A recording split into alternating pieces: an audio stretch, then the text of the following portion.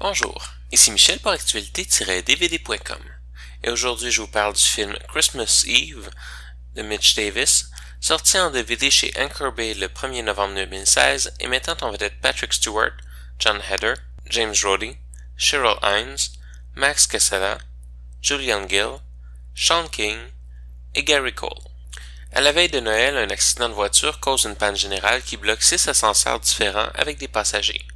En attendant la fin de la panne, chacun des groupes ou des personnes devront apprendre à mieux cohabiter avec la ou les personnes qui les accompagnent.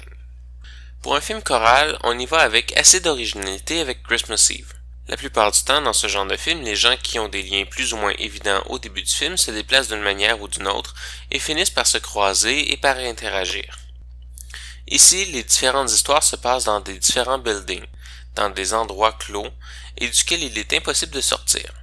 Chacune des histoires est donc plus ou moins indépendante puisqu'on apprend pendant le film qu'effectivement certains personnages ont des liens entre eux, même s'ils ne sont pas dans la même ascenseur. Dans le synopsis du film, je dis que les personnages devront apprendre à cohabiter avec la ou les personnes qui les accompagnent. C'est d'autant plus vrai pour le personnage de Patrick Stewart qui est coincé seul, mais qui devra se faire face à lui-même. La plupart des histoires sont mignonnes plus que vraiment intéressantes.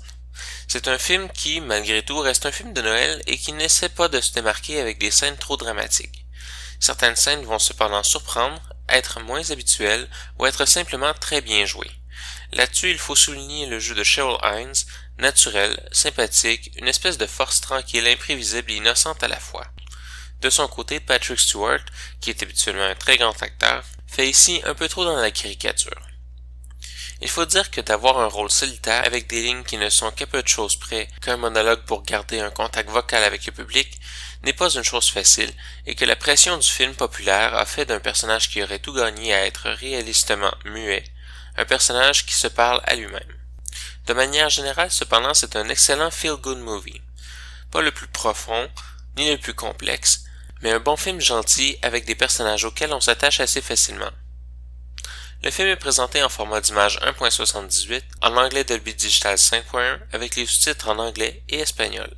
Dans les suppléments, on retrouve des commentaires audio de Mitch Davis, des scènes retirées, une entrevue avec Mitch Davis, des entrevues avec Larry et Sean King, James Brody et Patrick Stewart, ainsi que des documents sur l'agence de pub, l'hôpital et l'orchestre. En conclusion, je dirais que Christmas Eve n'a rien d'un grand film ou d'un grand classique de Noël. Il ne va ni remplacer Le Père Noël est une ordure, ni Le sapin a des boules.